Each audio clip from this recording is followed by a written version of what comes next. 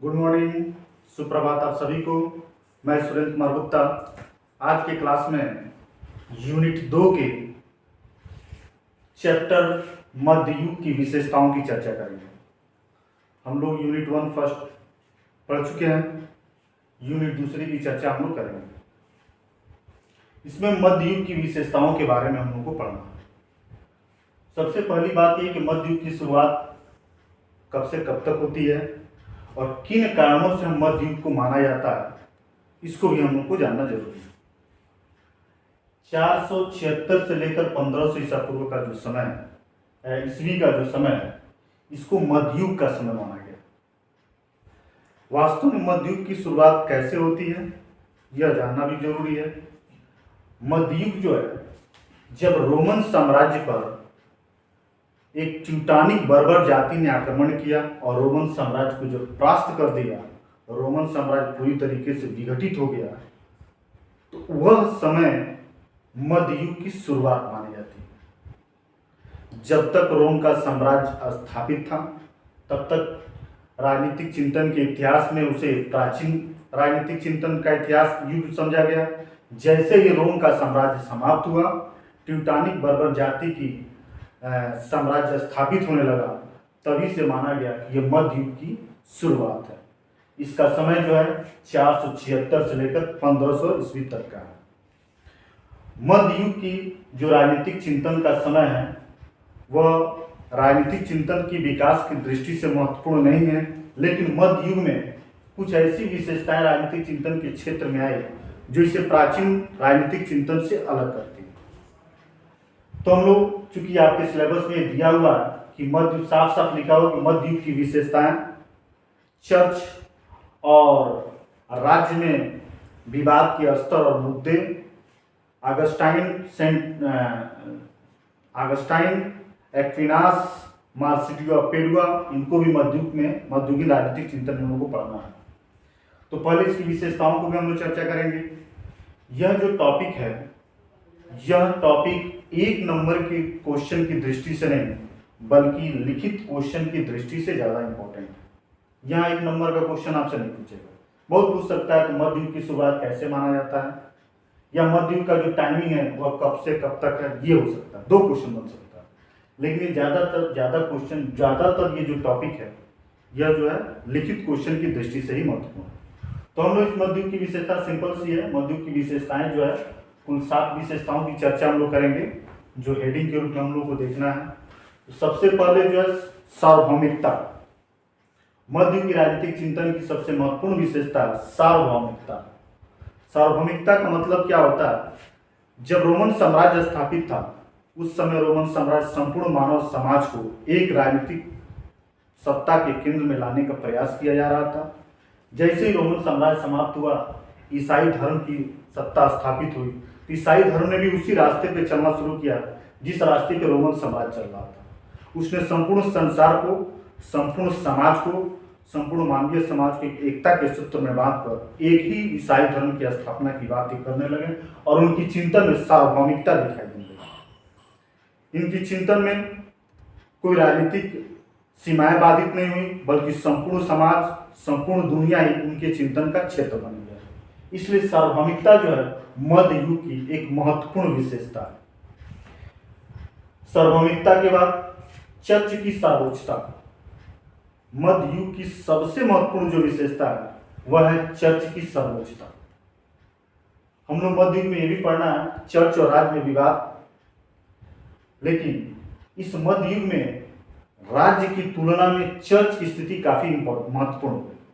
जैसे ही रोमन साम्राज्य ट्यूटानिक बर्बर जातियों से ध्वस्त हुआ, वैसे ही जो राजनीतिक सत्ता था, वह धर्म के जो पादरी थे, धर्म के जो पोप थे, बिशप थे, उनके हाथों में राजनीतिक सत्ता जो आने लगी।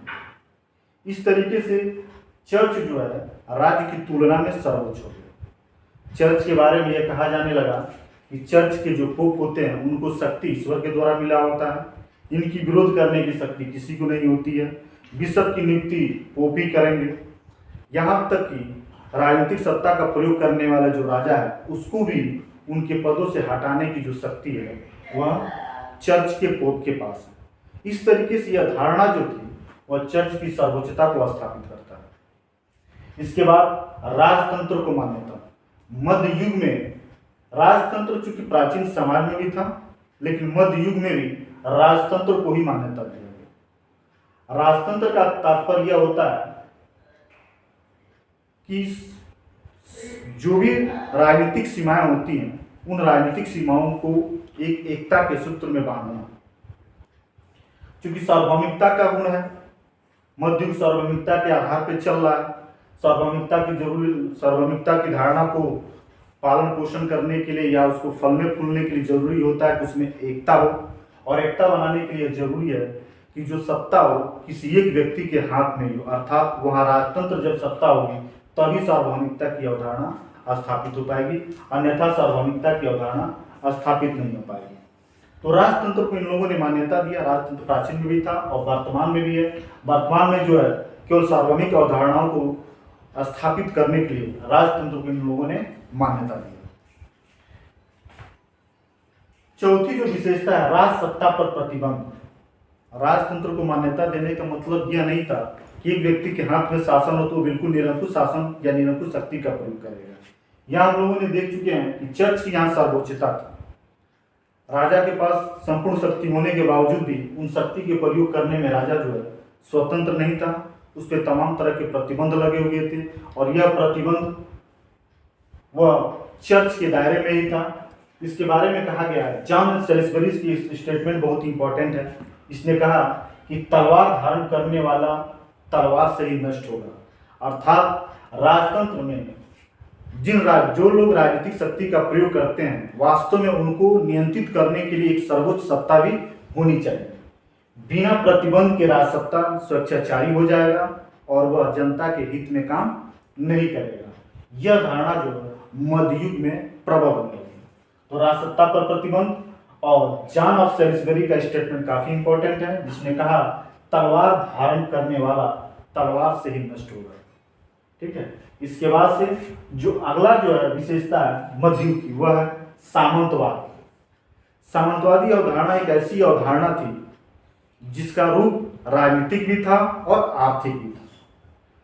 सत्ता चूंकि राजतंत्र में था, राजा के पास था, लेकिन जैसे ही सामंतवादी व्यवस्था थी वह सत्ता के विकेंद्रीकरण के आधार पर चलता था। राजा के बाद कोई दूसरा महत्वपूर्ण पद होता था तो वह है सामंत का होता था। और सामंत जो है सैनिक, न्यायिक, तमाम तरह की शक्तियों का प्रयोग वह करता था और अपनी स्थिति को वह सर्वोच्च बना रखता था। आर्थिक रूप में यदि सामंतवाद को देखा जाए तो भूमि का जो प्रबंधन था वह सामंतवादी व्यवस्था के अंतर्गत था। अर्थात भूमि के बड़े भूभाग को एक बहुत बड़े सामंत को दे दिया जाता था। वह अपने भूभाग को छोटे सामंत को, छोटे सामंत और छोटे सामंत को, इस तरीके से भूमि का जो श्रेणीनुमा जो है जो वितरण था वह सामंतवादी व्यवस्था के अंतर्गत ही चला आ रहा था। सामंतवादी व्यवस्था से राजा अपने निरंकुश शक्ति का प्रयोग नहीं कर पा रहा था। एक सबसे बड़ी अच्छी गुण क्वालिटी इस सामंतवाद यह थी, यह सत्ता की विकेंद्रीकरण, अर्थात सत्ता की जो शक्ति थी वह किसी एक हाथ में केंद्रित न हो जाए, बल्कि वह शक्ति क्या हो विभाजित रहे। उस विभाजन के कार्य में सामंतवाद जो है सबसे महत्वपूर्ण भूमिका को निभाता था। अगला जो है इसकी विशेषता में वह है प्रतिनिध्यात्मक शासन। रोमन साम्राज्य को ध्वस्त करने में ट्यूटानिक बर्बर जातियों का योगदान था। ट्यूटानिक बर्बर जातियों ने अपने साथ कुछ शासन की विशेषताओं को भी लेकर आए जो रोमन साम्राज्य में तत्कालिक समय में प्रचलित नहीं था। वह था प्रतिनिध्यात्मक शासन व्यवस्था। प्रतिनिध्यात्मक शासन व्यवस्था का मतलब यह होता है कि किसी भी व्यक्ति जो सर्वोच्च पदों पे हो उसकी नियुक्ति न हो, उनको क्या कुछ व्यक्तियों के माध्यम से चुनाव किया जाए और वह उस व्यक्ति का क्या वो प्रतिनिधि के रूप में काम करे। जैसे मान लो पोप की भी चुनाव की प्रक्रिया हो, बिशप की भी चुनाव की प्रक्रिया हो, उनकी जो परिषद बनती हो उस परिषद के माध्यम से उनका चुनाव हो, अर्थात वो प्रतिनिधि के रूप में कार्य करे। प्रतिनिधि के रूप में काम करने वाले जो सर्वोच्च पदाधिकारी होते हैं वो उनमें निरंकुशता की भाव नहीं आ पाएगा, उनमें उत्तरदायित्व और रिस्पॉन्सिबिलिटी का भाव ज़्यादातर बढ़ेगा। यही प्रतिनिध्यात्मक शासन व्यवस्था की एक मूल व्यवस्था थी। जो यह व्यवस्था रोमन साम्राज्य में प्रचलित नहीं थी, बल्कि यह ट्यूटानिक बर्बर जातियों के माध्यम से रोमन साम्राज्य में स्थापित हुआ। सबसे लास्ट मध्ययुगीन राजनीतिक चिंतन की विशेषताओं में देखेंगे कि लोक प्रभुसत्ता की धारणा। यह भी जो अवधारणा, यह जो विशेषता है, यह भी रोमन साम्राज्य की नहीं है, बल्कि ट्यूटानिक बर्बर जाति की अवधारणा है। लोक प्रभुसत्ता की धारणा का मतलब यह है कि जो राजा है उसको शक्ति ईश्वर के द्वारा प्राप्त होती है। तो बहुत पहले से प्रचलित अवधारणा थी, प्राचीन काल से यह बात चली आ रही थी कि जो राजा है उसको शासन की जो शक्ति वो ईश्वर के द्वारा प्राप्त होता है। लेकिन यहाँ यह मानना था कि जो राजा है वास्तव में उसको शक्ति, शासन की जो शक्ति मिली होती है वो जनता के माध्यम से मिली होती है। जनता ही शक्ति का मुख्य स्रोत होता है। इसलिए यह जो अवधारणा, यह जो बात है, यह लोक प्रभुसत्ता की अवधारणा में चलने वाली बात है। दूसरा टॉपिक है वह है चर्च और राज्य में संघर्ष के मुद्दे। मध्य युग से पहले चर्च और राज्य एक दूसरे के पूरक थे। इनके कार्यों में एक दूसरा सपोर्ट करता था तो दूसरा जो फलवान्वित होता था। इस तरीके से दोनों में काफ़ी समन्वय और जो है सहयोगात्मक व्यवहार था। लेकिन जैसे ही मध्ययुग की शुरुआत होती है और इस प्राचीन व्यवस्था में जैसे ईसा मसीह ने कहा जो वस्तु ईश्वर की है उसे ईश्वर को दे दी जाए और जो वस्तु राजा की है उसे राजा को दे दी जाए, इस तरीके से समन्वयवादी अवधारणा था।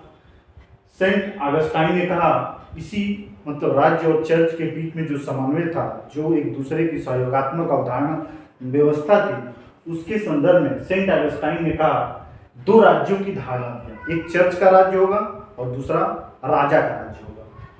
पोप गिलेसियस ने कहा दो तलवारों का सिद्धांत दिया, राज्य और चर्च के संदर्भ में। ये पोप गिलेसियस ने कहा ये दो तलवारों का सिद्धांत है। ठीक है, दो तलवारों का सिद्धांत आ गया। दो राज्यों में ये पूछता है कि दो राज्यों की धारणा किसने दिया या दो तलवार का सिद्धांत किसने दिया, तो ये जो है इनको हम लोग को देखना पड़ेगा। एक नंबर के क्वेश्चन की दृष्टि से यह अभी देखा जाए चर्च और राज्य में जो मध्ययुग था उसमें चर्च और राज्य के बीच में विवाद के मुख्य मुद्दे कौन कौन से थे। चर्च और राज्य के बीच विवाद के कई सारे मुद्दे थे, लेकिन उन सभी मुद्दों में 5 बिंदु ऐसे हैं, 5 महत्वपूर्ण मुद्दे ऐसे हैं जिस पे विवाद ज्यादातर था। एक चीज और हम बता दें कि जो मध्ययुग है, इस मध्ययुग को अंधकार का युग कहा गया इस कारण इसमें चर्च और राज्य आपस में सर्वोच्चता और अपने महत्वपूर्ण स्थिति को बनाने के लिए काफी संघर्ष करते रहे। उनके संघर्ष के मुद्दे ये निम्नलिखित हैं।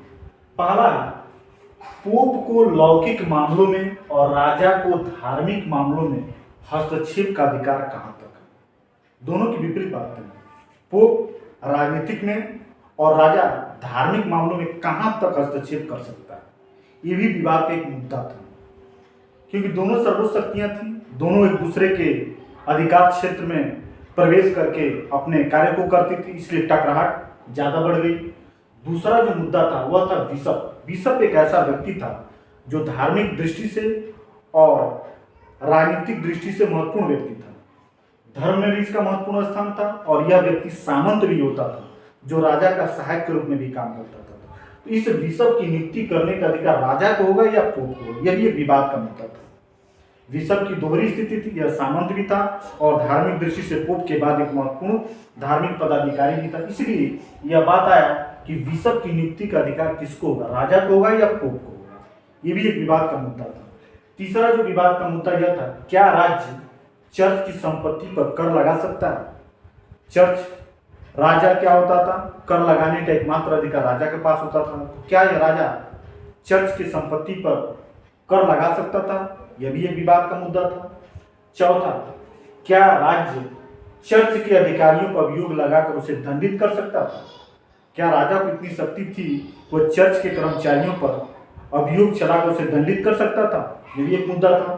पांचवा जो था, क्या पोप राजा को धर्म बहिष्कृत कर सकता है या उसे सत्ता से हटा सकता है। ये पोप राजा को धर्म बहिष्कृत कर सकता है क्योंकि धर्म का सर्वोच्च अधिकार पोप होता था, अधिकारी पोप होता था।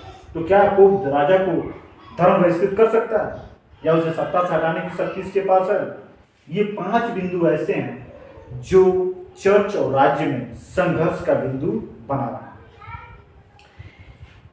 बहुत सारे विचारक ऐसे हुए जो पोप का समर्थक किए, कुछ विचारक ऐसे हुए जो राज्य का समर्थन किए। पोप के समर्थकों में सेंट बर्नार्ड है, जॉन ऑफ सेलिसबरी है, पोप ग्रेगरी सप्तम है और क्विनास है। आपसे 1 नंबर के क्वेश्चन में पूछेगा कि पोप का समर्थन करने वाले कौन से विचारक हैं, तो आपको इनको ध्यान में रखना होगा। Saint Bernard, John of Salisbury, Pope Gregory सप्तम और एक्विनास। ठीक इसी तरीके से जो राज्य का समर्थक किए, चर्च और राज्य के बीच में विवाद में जो राज्य का समर्थक किए वह है John of Paris, Marsilio of Padua, William of Ockham, Dante, Pierre डुबोया। ये ऐसे विचारक हैं जो राज्य और चर्च के बीच में विवाद में राज्य का समर्थन किए कि राज्य सर्वोच्च हो।